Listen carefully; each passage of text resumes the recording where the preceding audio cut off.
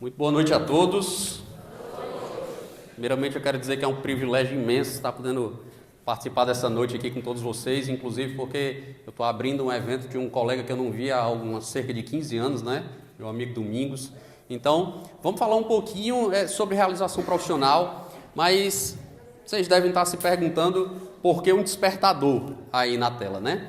E o despertador, porque o despertador ele é um dos objetos mais intrigantes que existe, né? Porque enquanto para uns ele representa a solução de um problema, representa poder ser pontual, poder não faltar compromissos, para outros representa uma dor incrível, né?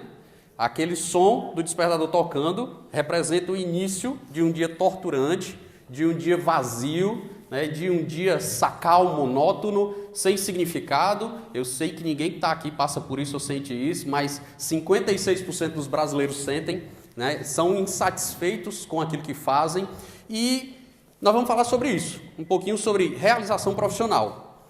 Mas antes de entrar na palestra em si, eu quero contar uma história rápida para vocês.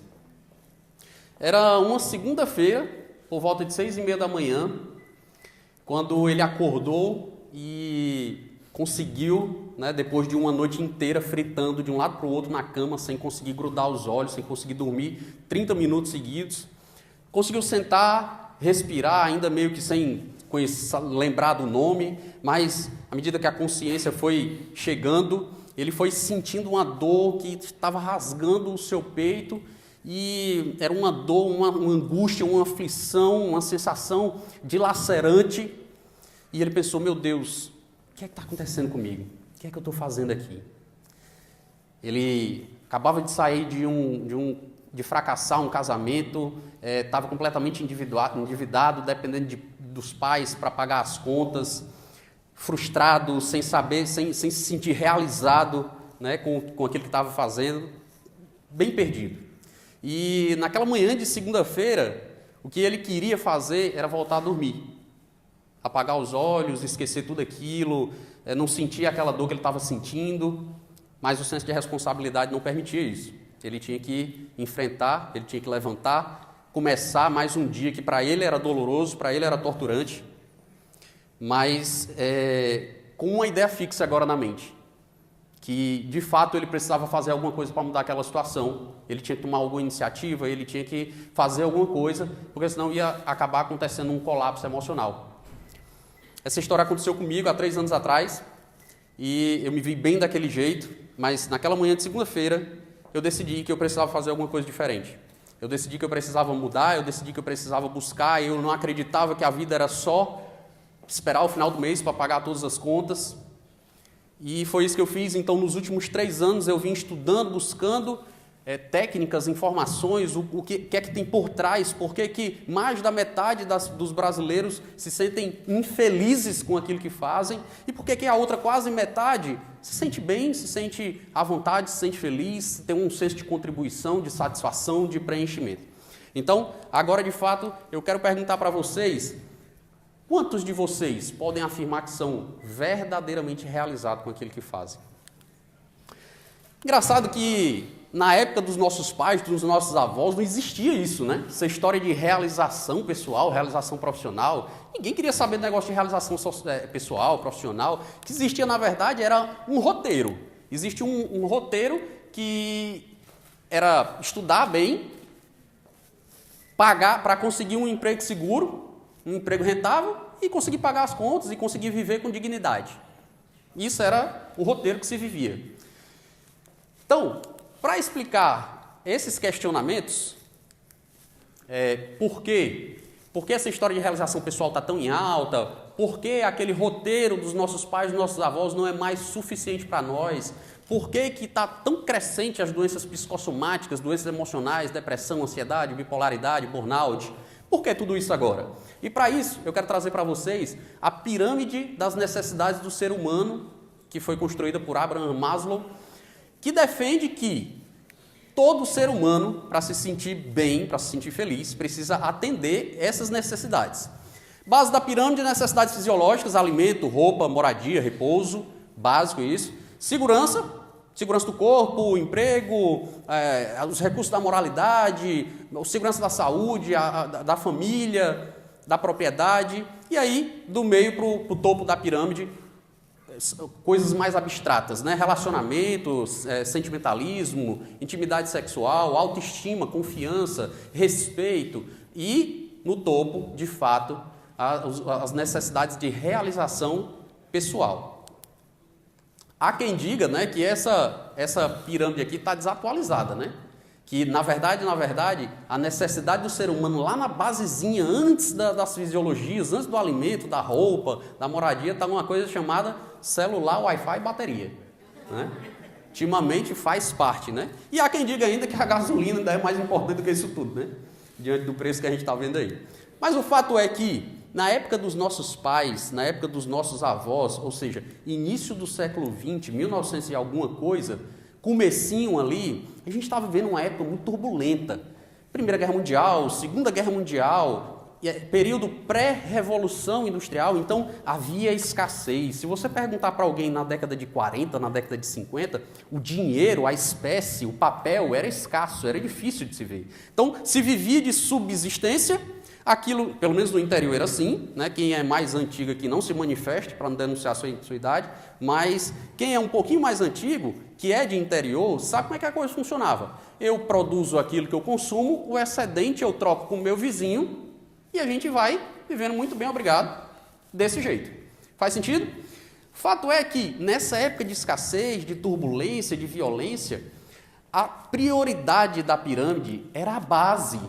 As pessoas estavam preocupadas com segurança, as pessoas estavam preocupadas com a integridade física, a saúde, estavam preocupadas com, sabe, o alimento, a provisão, a moradia. Então, o script funcionava direitinho. Vamos estudar bem, vamos ser um estudante profissional para conseguir um emprego seguro. Naquela época o mundo funcionava de outro jeito, então emprego ainda representava segurança. E aí, Está tudo atendido, está tudo indo muito bem. Já que nós estamos atendendo aquilo que nos traz sobrevivência, a gente vai se sentindo realizado. E aí, as 3 camadas últimas da pirâmide não tinha muita demanda para isso. O problema é que, do final da década de 70, início da década de 80, que aí foi quando começou a surgir essa geração Y, que é esse pessoal abaixo dos 40 anos de idade, que é um pessoal mais, digamos, desafiador de se trabalhar, a gente começou a viver uma época de abundância. Nós passamos período pós-revolução industrial, tecnologia, o mundo mudou muito rápido, pacifismo, ou seja, não existiam mais guerras. E aí, o que imperava agora, a necessidade fundamental do ser humano, que já não era mais a base da pirâmide, porque aquilo era garantia. Eu já tinha minha moradia, eu já tinha o meu alimento garantido. Hoje, pessoal, morre muito mais gente por excesso de alimentação, ou seja, por excesso de peso, por obesidade, do que gente que morre de fome. Isso nunca aconteceu na história. Então, as necessidades básicas, elas já foram atendidas. E aí, começou a ter que aparecer essas outras necessidades. Necessidades de relacionamento, de estima, de realização, de contribuição, de propósito, que a gente está escutando falar demais agora. Isso aqui, o topo, do meio para o topo da pirâmide, é que hoje o ser humano tem buscado. Então, o problema é que essa mudança aconteceu muito rápido, e o ser humano ainda o ritmo de vida do ser humano também mudou muito rápido. A tecnologia, a indústria cria necessidades do ser humano. Então a gente tem que meio que inverter a ordem das coisas. O nosso tempo está muito corrido e acaba que, quando era para a gente estar dando atenção a essas camadas da pirâmide, nós estamos tendo uma inversão de valores. Nós estamos numa busca desenfreada pelo ter, numa correria louca, a nossa cabeça não para de pensar o tempo todo. Vou já falar para vocês sobre essa questão de tecnologia. E é isso que eu quero trazer para vocês hoje, a importância dessas 3 camadas da pirâmide. Então vamos começar falando sobre relacionamento. Relacionamento no trabalho, tá? Pergunto, quantos de vocês consideram os membros da sua empresa como uma família? Quantos de vocês podem contar com seus colegas de trabalho, até mesmo numa hora de desafio pessoal? E quantos de vocês sentem prazer em trabalhar com as pessoas que vocês trabalham? se hoje há uma necessidade do ser humano de desenvolver relacionamento profundo, como é que você tem se relacionado com as pessoas que você passa um terço da sua vida, em média? Já que um terço do seu dia você passa trabalhando. Então, um dos maiores desejos do ser humano, meus amigos, é uma coisa chamada pertencimento. Fazer parte de algo maior. Fazer parte de uma tribo, de um grupo. E junto com o pertencimento, a significância. Ou seja, o meu valor por ser um ser humano, eu sei que eu significo alguma coisa. Eu preciso que as pessoas manifestem isso por mim. Junto com a significância, relevância. A sensação de importância. Eu sou importante. Eu sinto que a minha falta faria falta aqui. Então, eu sou relevante para cá. E a contribuição. O ser humano, ele nasceu para se sentir útil. Alguém aqui já sentiu que não estava sendo útil e então se retirou? Não estou fazendo muita diferença, então vou mudar de ambiente. Isso é extremamente comum. A sensação de subutilização frustra, vai exaurindo a energia. Então, e por último, necessidade de amar e ser amado. Não, Rodolfo, eu conheço ser humano que não tem essa necessidade de amar e ser amado. É um casca grossa, é um brutamontes, sabe? Se você observar um bebê, você nunca vai ver um bebê que tenha manifestação de mal na sua expressão. Um bebê assim que nasce é pura expressão de amor. Faz sentido? Então, talvez as experiências daquela pessoa tenham meio que deturpado essa essência de amor, né, de fazer o bem ao próximo, de ser amado. E a gente vai falar um pouquinho mais na frente sobre armaduras que nós construímos, mas na sua essência o ser humano foi feito para amar e ser amado. A questão, gente, hoje é que a gente vive uma coisa que eu chamo era da conectologia, que é a conexão pela tecnologia. As pessoas estão cada vez mais se relacionando através de smartphone, através de computador, através de WhatsApp. E isso é um problema, porque o vício pela conectologia tem cada vez mais aproximado as pessoas que estão distantes, mas tem afastado as pessoas que estão próximas, tem distanciado as pessoas que estão próximas. Só para vocês terem noção, o brasileiro passa, em média, 9 horas e 14 minutos do seu dia conectado na internet. Só perde para Tailândia e Filipinas no ranking mundial. Isso é um problema, pessoal. Isso é um problema sério. E uma das coisas que contribuem para isso é que celular vicia. Enquanto eu falo para vocês aqui, várias pessoas estão no celular. Por um vício. Porque nesse momento, onde deviam estar aprendendo alguma coisa, não conseguem interromper um vício. Entende? E por que o vício?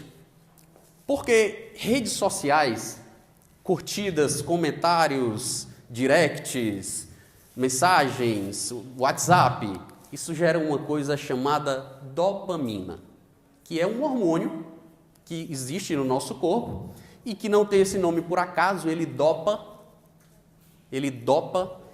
e esse hormônio é o hormônio do foco, do prazer, da motivação, da concentração. É o mesmo hormônio que é liberado no uso do álcool, por isso que causa vício, do tabaco, da pornografia e da compra compulsiva. Jogos de azar, por exemplo. Sabe quando você diz assim, tô mal, preciso ir para as compras. Você está com um sentimento ruim e você quer produzir uma química, um hormônio de prazer, de satisfação.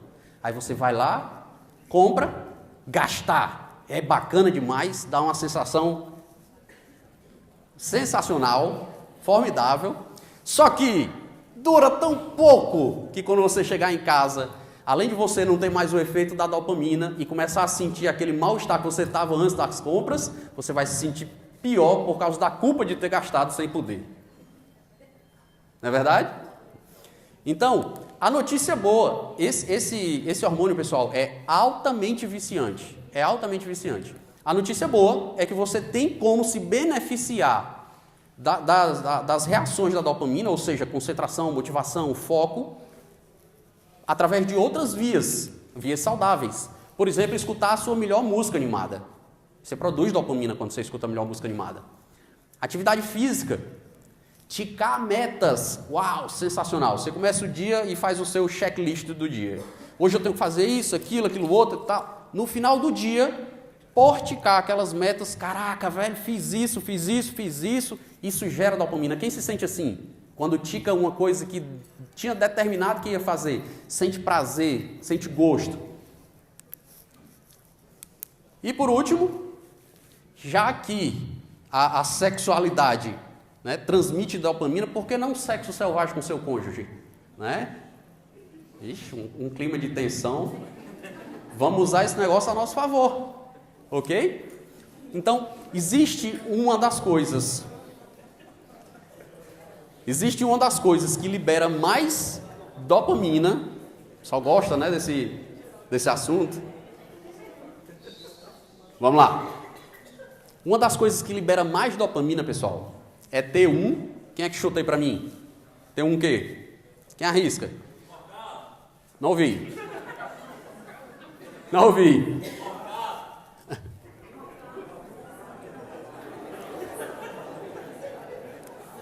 Ajuda dos universitários. Quem escutou? Me ajuda aí.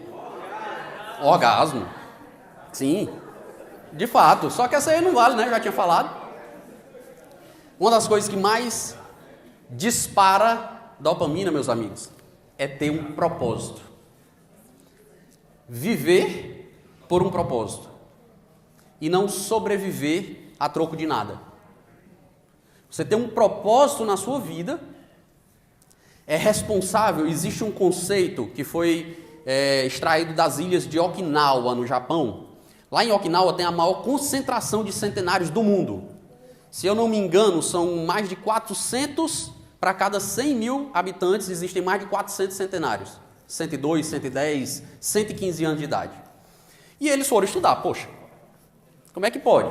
Será que é a geografia? Foram estudar o que é que levava essas pessoas a ter essa longevidade. E aí eles encontraram critérios como em outros locais, as ilhas gregas, por exemplo. Alimentação, atividade física, hábitos de estilo de vida. Controle emocional, descanso. Mas tinha uma coisa que eles tinham desenvolvido lá nas ilhas de Okinawa, que era um conceito chamado Ikigai, que vocês vão escutar muito falar sobre isso ainda. Que as crianças de Okinawa, elas são ensinadas desde a sua infância a descobrir o seu propósito de vida, a descobrir aquilo que dá prazer para elas, qual é a missão delas, o que é que elas amam. E aí aquilo desperta uma realização de viver. Ela acorda de manhã cedo e ela sabe o que é que ela tem que fazer, qual o prazer que ela vai sentir, e dá gosto de viver. E isso causava longevidade. Então, quando eu falo em propósito, por que você faz o que você faz? Por que você faz o que você faz? Porque eu quero ganhar dinheiro. Não estou falando disso. Não estou falando de egocentrismo. Não estou falando de, porque você tem que pagar suas contas ou porque você tem que sustentar seus filhos. Não. Qual é a contribuição que você leva para o mundo? Por que o mundo é um lugar melhor através da sua existência? Qual a falta que você vai fazer quando você sair daqui? É esse tipo de propósito. O ser humano, o problema do ser humano é porque, neurologicamente, o ser humano busca a zona de conforto. O ser humano busca o atalho, ele busca o caminho mais fácil, o caminho mais confortável, o caminho mais curto. E aí, a gente cai na armadilha dos prazeres de curto prazo. Aquilo que nos traz prazer e é de curto prazo, a gente tem uma tendência de escolher. Por isso que a maioria das pessoas paga um ano de academia e não faz nem uma semana. Porque tudo na vida, pessoal, a gente faz na busca do prazer. Tudo na vida a gente faz na busca do prazer. Por que você se matricula na academia? Porque você quer ficar bem de saúde, você quer ficar bem de corpo, de aparência. Faz sentido? Agora, como a nossa mente busca o prazer de curto prazo, na hora de ir para a academia, porque na academia você vai pagar o preço, você vai sentir dor, você vai se desgastar, é muito mais confortável ficar em casa assistindo Netflix. É o prazer de curto prazo. Porque o resultado da academia só vai aparecer daqui a 6 meses, 1 ano, 2 anos. O prazer do seriado é ali na hora. Então, isso aí é uma armadilha que o ser humano tem uma tendência de cair, buscar prazer de curto prazo. Fizeram uma pesquisa com crianças, a pesquisa dos marshmallows. Eles colocavam uma criança dentro de uma sala fechada, com um prato na frente dela e um marshmallow. E a pessoa dizia, eu vou sair da sala. Se você aguentar 20 minutos sem comer esse marshmallow, eu vou voltar e vou trazer outro marshmallow e você pode comer os dois. Se você não aguentar esperar e comer esse marshmallow, você vai comer só isso.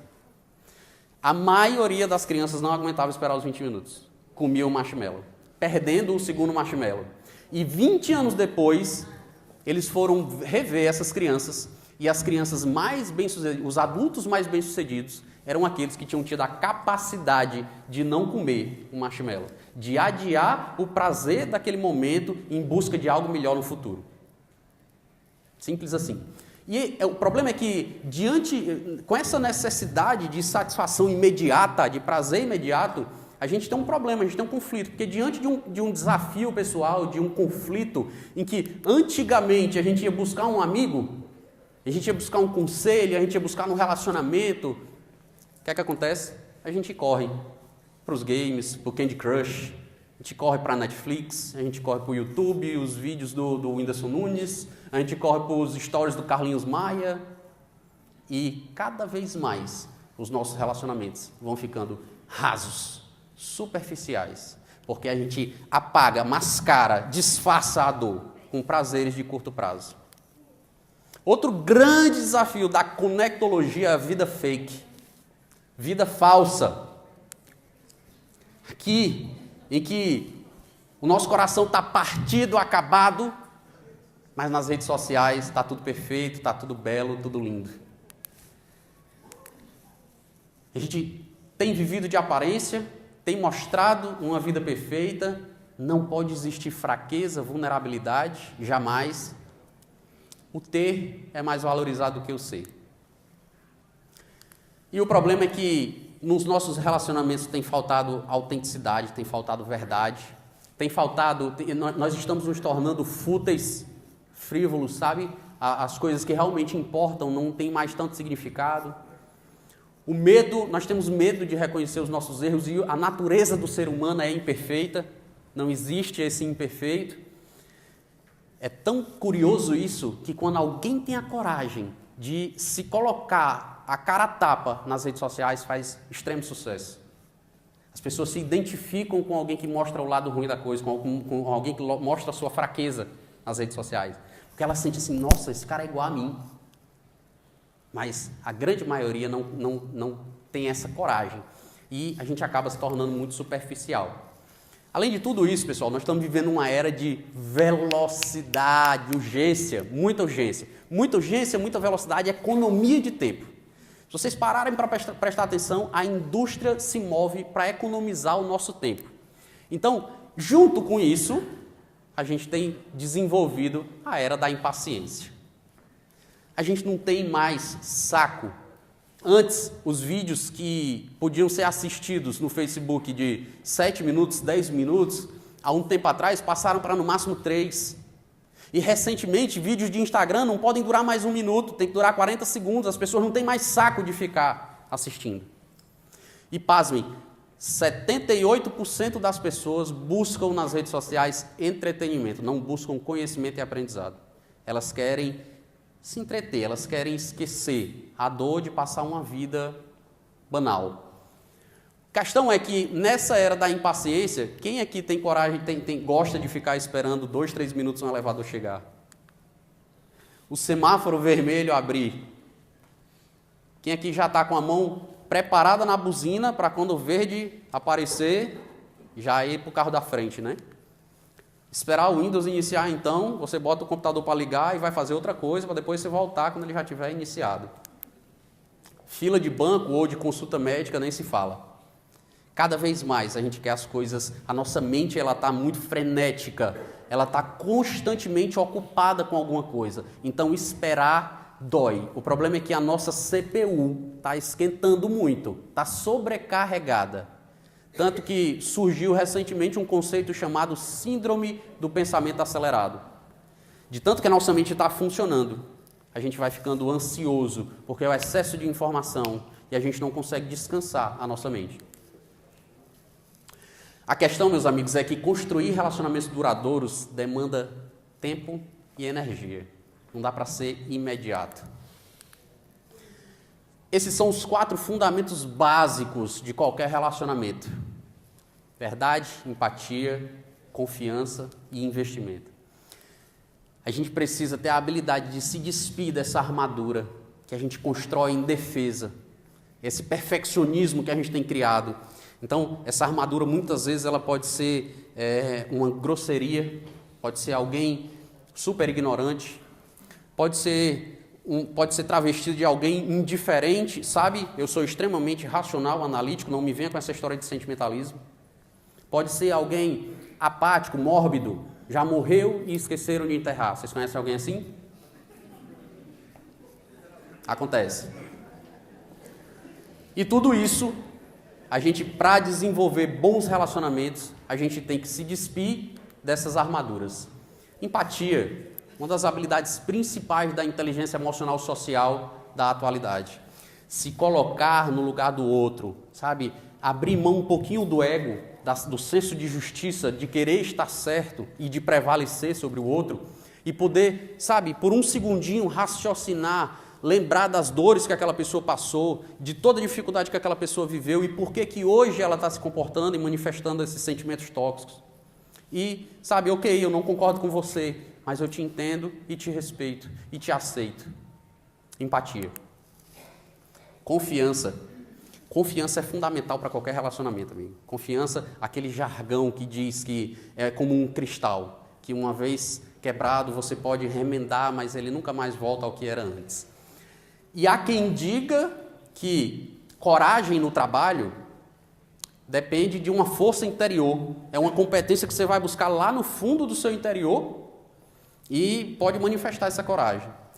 E de acordo com Simon Sinek, coragem no trabalho vem da confiança. Quando eu confio nos meus colegas, quando eu sei que eu vou ter apoio dos meus amigos, dos meus colegas de trabalho, eu tenho coragem para fazer acontecer. Porque se der errado, eles estão lá para me ajudar. Eu confio neles. E por último, investimento.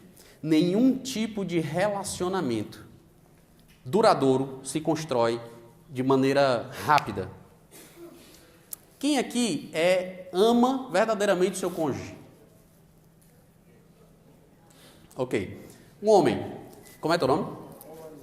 Não te ouvi. Olaíso. Quando foi que tu começou a amá-la? Quando exatamente? O dia?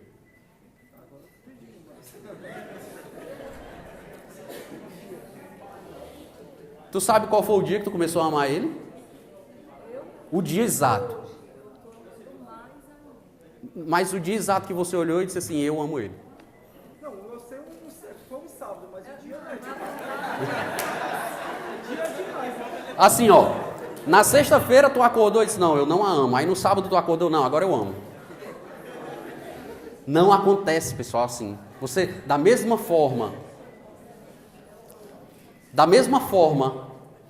que você olha para essa árvore, aqui, que você olha para esse broto, e de repente você olha, chega e diz assim, caraca, uma árvore. Qual foi o dia que ela se tornou uma árvore? Relacionamento, amor, é uma construção de pequenas coisas. É um investimento a longo prazo, diariamente, de pequenos detalhes, de cuidado, de amor, de manifestação, de atos. E aí sim, vai chegar um dia que ela está dormindo lá na cama e ele está acordado e ele olha para ela e diz, caraca, eu a amo. Mas já vinha acontecendo. Faz sentido, pessoal? Então, crie um ambiente onde você possa chamar os seus colegas de trabalho de irmãos. Porque você pode dizer, não, eu não tenho um trabalho legal, não gosto muito do meu trabalho, mas eu gosto tanto das pessoas que estão lá, que eu tenho prazer em mim. A minha conexão com aquelas pessoas me dá gosto de ir trabalhar. Alguém se sente assim? Que gosta dos seus amigos de trabalho, que se sente bem convivendo com eles? Sobre autoestima. Falar um pouquinho sobre estima. Meus amigos, como você enxerga a si mesmo? Você se ama, se aceita, se admira, se permite, se perdoa? Ou você se culpa por tudo, você sente vergonha de si e você tem um padrão recorrente, sabe, de se criticar, de se condenar, de se pôr para baixo? Isso são características de estima. Como pode ser feliz alguém que se vê inferior aos outros, que acha que não faz nada direito e sempre se sente culpado por tudo e indesejado por todos? Como pode ser feliz? Como pode ser realizado? Pelo melhor ambiente de trabalho que exista, como essa pessoa pode se sentir realizada, feliz? Amai ao próximo como a si mesmo. Amai ao próximo como, pessoal? Fala para mim. Amar ao próximo como? Como a si mesmo. Como é que se você não se ama, se valoriza, se respeita, você vai poder amar o teu próximo? E não amando o teu próximo, como é que ele vai te retribuir isso? Autoestima. Eu quero colocar esse vídeo para vocês.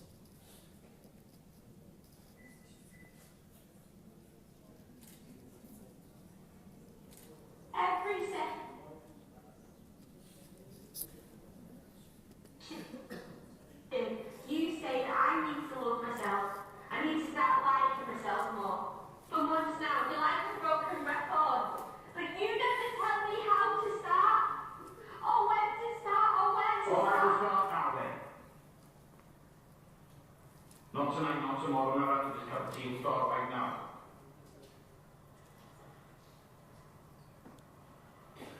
Close your eyes. Close your eyes. Now I want you to tell me what you don't like about yourself, but be honest with me. Don't be clever, don't be angry, be honest. I'm fat. I'm ugly. And I ruin things.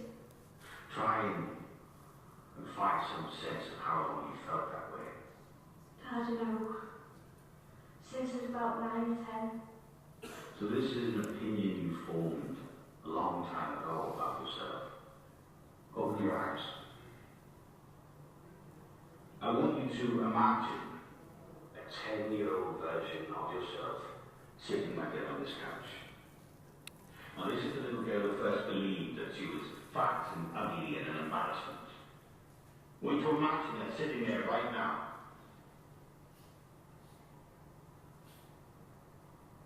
Now tell that little girl she's fat. I'm not going to do that. Tell that little girl she's ugly. I don't want to. Tell that little girl she's an embarrassment and worthless and useless.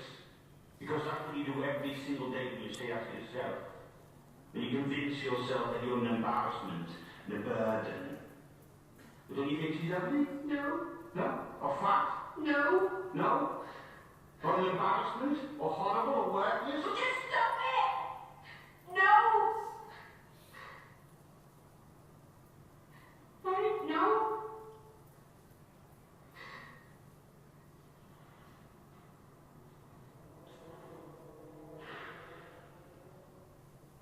What do you want to say to that little girl? If she said to you that's how she felt about herself, what would you tell her? That she's fine. That she's perfect. That's what you need to tell yourself. Every time you feel that panic, that anxiety, you need to soothe yourself like you would soothe the little girl. Yeah? You need to tell yourself that everything's going to be okay. If you commit to that,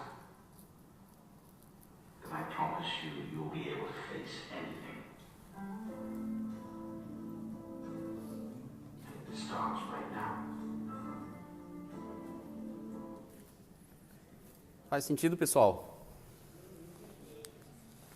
Se você não amar a si mesmo, ninguém mais vai. Se você não torcer por você mesmo, ninguém vai torcer. Se você não incentivar a si mesmo, ninguém vai fazer isso. Então, aprenda com essa garotinha. Esse vídeo ele está em inglês, eu vou tentar dar uma dublada aqui em tempo real, curtinho. Só para você entender como é que você mesmo aumenta a sua autoestima.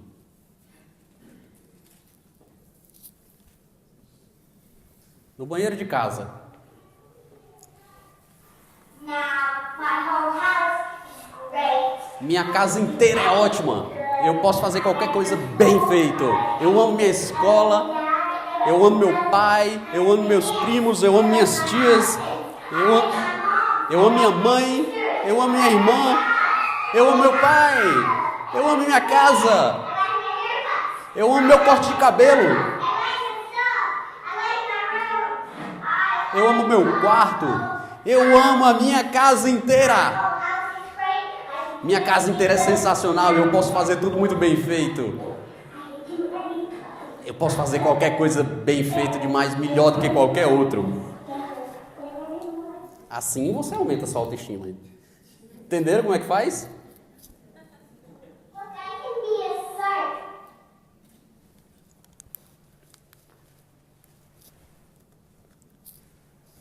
Então vamos falar um pouquinho sobre realização profissional, que é o último tópico. 4 passos para a realização profissional. Passo número 1, crescimento. O ser humano foi feito para estar em constante crescimento. Estagnação, se sentir parado, embarreirado, obstruído, falta de perspectiva, exaure a sua energia. Sabe, você olhar para o seu futuro e se imaginar ali, sem crescer, isso angustia. O ser humano foi feito para estar em constante crescimento e evolução. Então, se você é dono, se você está aqui me escutando, se você é dono da sua empresa, trabalhe com metas, não se acomode, esteja sempre de olho no seu próximo pico. Não, a maior faça que existe na face da Terra se chama estabilidade. Não existe estabilidade, ou você está caindo ou você está subindo. Não, Rodolfo, mas nos últimos 3 anos os nossos números mantiveram. Então você está caindo, amigo. Você está caindo porque o mundo não é estático. Se na escala de crescimento você está aqui no meio, na média, e se manteve, o mundo subiu. E você se mantendo, você caiu. Estabilidade é uma face. Se você é funcionário, converse com o seu chefe, converse com o seu gestor, diga para ele que você quer crescer, pergunte para ele o que é que ele tem que fazer, o que é que você tem que fazer para isso. Cuidado com alguns gestores, peço permissão à organização do treinamento para falar disso, mas é importante. Cuidado com alguns gestores que se sentem ameaçados com seus liderados. E você, que eu espero que não esteja aqui dentro dessa sala, mas que tem um padrão de bloquear o crescimento do seu liderado, porque está se sentindo ameaçado, não há dignidade nenhuma nisso. Se manter numa zona de conforto e impedir o crescimento do teu liderado, porque você está se sentindo ameaçado, não é digno. Essa mentalidade de que para ele crescer eu tenho que cair, isso é escassez. Isso não é mentalidade de abundância. Todo mundo pode crescer junto. Na verdade, a quanto mais pessoas eu ajudo a crescer, mais alto eu subo. E quanto mais eu impeço o crescimento das pessoas, mais estável, mais estagnado eu fico. Passo 2, contribuição com o próximo.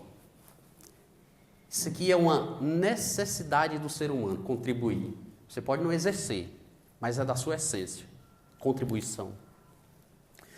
O mais interessante é que contribuição, senso de utilidade, é uma das coisas que também gera dopamina.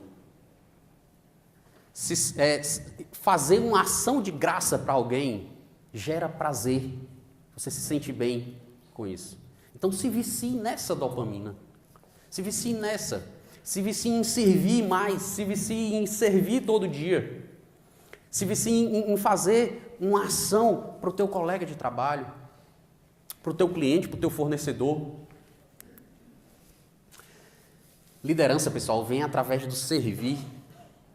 Existe um grande erro que as pessoas fazem, que os donos fazem, que os gestores fazem, que é promover pessoas que fazem muito bem o seu trabalho. O erro não está em promover a pessoa que faz muito bem o trabalho. Na verdade, a pessoa que faz muito bem o seu trabalho, ela merece ser promovida. Mas competências de liderança não tem a ver com executar bem feito o seu trabalho. Quando você assume uma posição de liderança, o que você vai precisar fazer não é mais exercer bem a sua profissão, a sua parte operacional, aquilo que você sabia fazer muito bem feito. Agora o que você tem que fazer é cuidar das pessoas que vão se encarregar disso.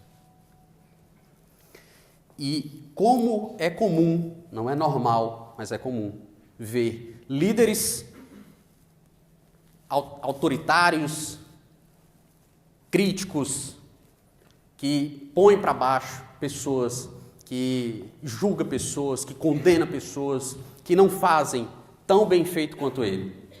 Quando o trabalho dele não era cobrar o bem feito operacional do trabalho, e sim construir um ambiente de trabalho propício, engrandecedor, que faz com que aquele funcionário, aquele colaborador dele, o liderado dele, se sinta bem, construir um clima organizacional de bons relacionamentos, de amizade, de paz, de confiança.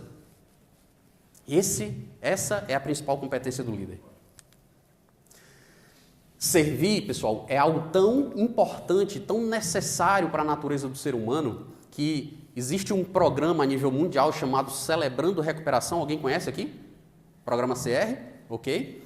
É um programa mundial de recuperação de adictos, de viciados químicos. Esse programa ele é composto por 12 passos. Se o adicto, se o viciado cumprir os 11 primeiros passos e não cumprir o 12º, há uma grande chance de ele cair e ele voltar para a fonte do vício químico dele. O 12º passo é servir pessoas que estão passando pela mesma situação que ele. É cuidar de pessoas que hoje estão viciadas, que estão vivendo o mesmo drama que ele viveu. E se ele não cumprir com esse 12º passo, dada a importância do que é o pilar servir, muito provavelmente ele vai cair. Passo 3, regra 1090, conceito 1090. O que é isso? Isso é um estudo de uma cientista chamada Sonja Lyubomirsky, e ela, através de pesquisa, de cases, ela chegou a uma conclusão. Existem coisas que o ser humano não tem controle. Nos acontecem adversidades, circunstâncias, coisas que até às vezes foi por má decisão, por má escolha e que hoje trazem prejuízos, trazem dor. Conceito 1090 diz que 10% da tua felicidade deve residir a esse fato que você não pode mudar. 90% da tua felicidade tem que residir em como você decide reagir em relação a esse fato. Exemplo, fui demitido. 10%. Eu fui demitido, eu não tive controle sobre isso. Eu não podia impedir o meu chefe de me demitir. Os 90% é o que é que eu vou fazer depois da demissão. E aí eu tenho duas opções. Ou eu vou chorar, lamuriar, murmurar, reclamar, e vou entregar a minha felicidade no poder desses 90%, ou eu vou parar, pensar, a despeito da dor que eu estou sentindo, que foi os 10%, a despeito do medo, da ansiedade de estar desempregado, mas eu vou pensar, o que é que eu posso fazer a despeito disso? Como é que eu posso planejar? Com quais pessoas eu tenho que falar? Será que não está na hora de eu colocar em prática aquele projeto que eu venho guardando na gaveta há milênios? Cair, pessoal, não é opcional. Todo mundo cai. Ficar no chão, chorando, se lamentando e se lamuriando, é que vai fazer diferença. E quanto mais rápido você tiver a habilidade de se levantar, mais sucesso e mais feliz você vai se sentir. Então, na regra 1090, aceitação daquilo que você não tem controle. A dor, ela é necessária. cair é necessário. Ficar sofrendo é opcional. E atitude positiva diante dos desafios da vida. Passo 4, para a gente finalizar. Descubra qual é o seu propósito. Se você é dono, descubra qual é o propósito da sua empresa. É lucro? Não estou falando desse propósito. Estou falando de contribuição. Se você é funcionário, descubra como é que você pode viver o seu propósito dentro da sua empresa. Ah, Rodolfo, a minha empresa não tem um propósito claro, um porquê específico, mas você pode fazer a diferença lá dentro. Descubra como você pode ser luz, porque todos nós podemos ser luz ou escuridão onde a gente está.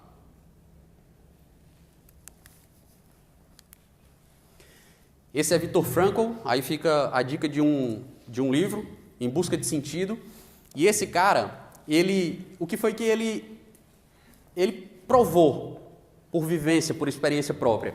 Ele provou que propósito de vida, um porquê viver, ele é tão importante quanto a base da pirâmide, as necessidades fisiológicas e de segurança. Como é que ele provou isso? Ele passou pelos campos de extermínio da Segunda Guerra Mundial, no nazismo. Ele sobreviveu aos campos de extermínio.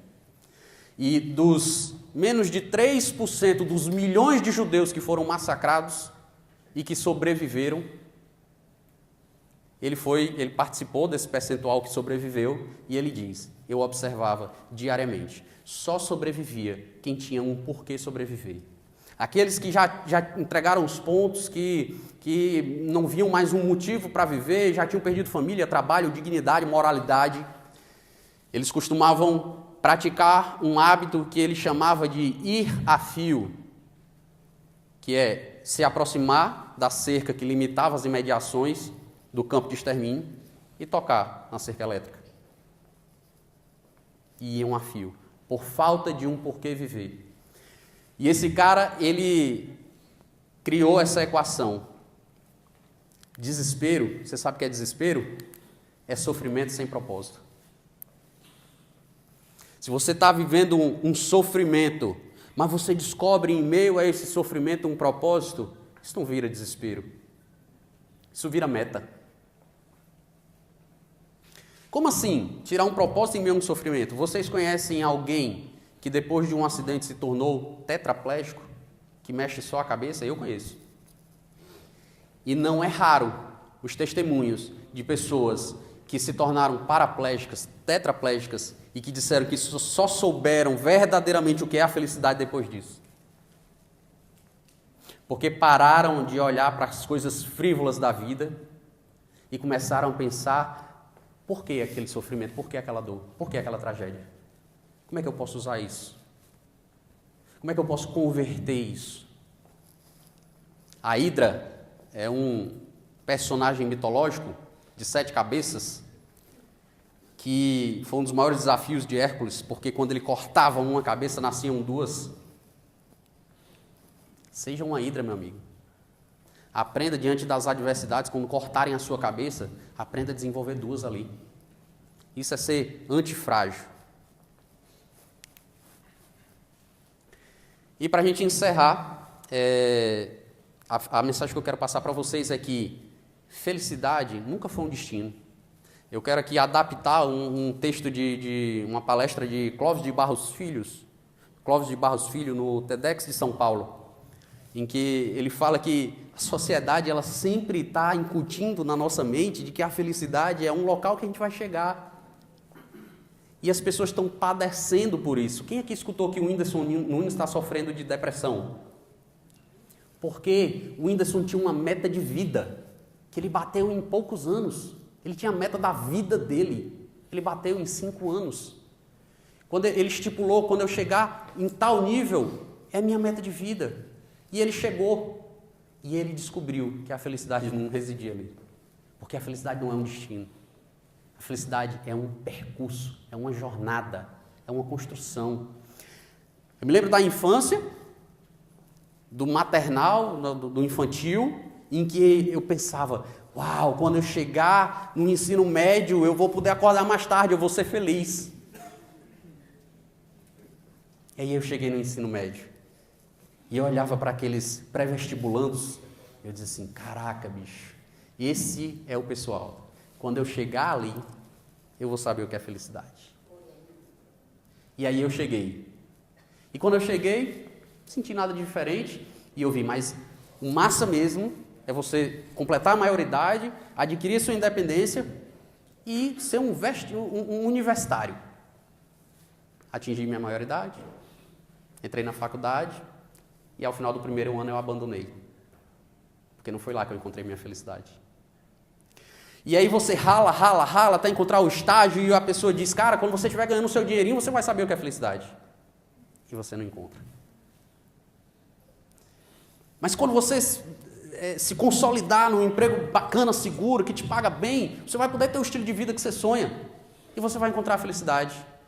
E nessa brincadeira é capaz de chegar alguém que na tua aposentadoria, que você dizia, não, eu acho que eu vou ser feliz quando eu me aposentar. Que eu vou curtir a minha vida. E a aposentadoria representa a derrocada de muita gente que não sabe o que fazer mais da vida. E há quem diga ainda que o cara está lá aos 80 anos, beirando a cova, e o cara vai dizer assim, fica tranquilo, cara, o melhor ainda está por vir. Então, meus amigos, entendam que felicidade é um percurso. Aprendam a viver a felicidade hoje. Hoje, quando eu saí de casa, eu pedi a Deus que me desse sabedoria para trazer um pouquinho de felicidade para vocês. E que nesse momento aqui, agora, eu pudesse me sentir feliz contribuindo. Eu espero, profundo do meu coração, que eu tenha atingido essa minha meta, esse meu objetivo, e se eu puder ter plantado a sementinha aqui no coração de uma pessoa, que a partir de amanhã vai fazer a diferença no seu trabalho, vai mudar o seu comportamento, vai mudar o seu modo de pensar, e vai ser luz dentro do seu trabalho. Eu já tenho essa meta realizada. Eu não sei vocês, mas eu me senti muito feliz. Eu quero agradecer a atenção de cada um. Vou bater uma foto agora de vocês, pode ser? Vocês topam? E quero pedir para vocês seguirem o Instagram e comentarem nessa foto que eu vou postar, porque eu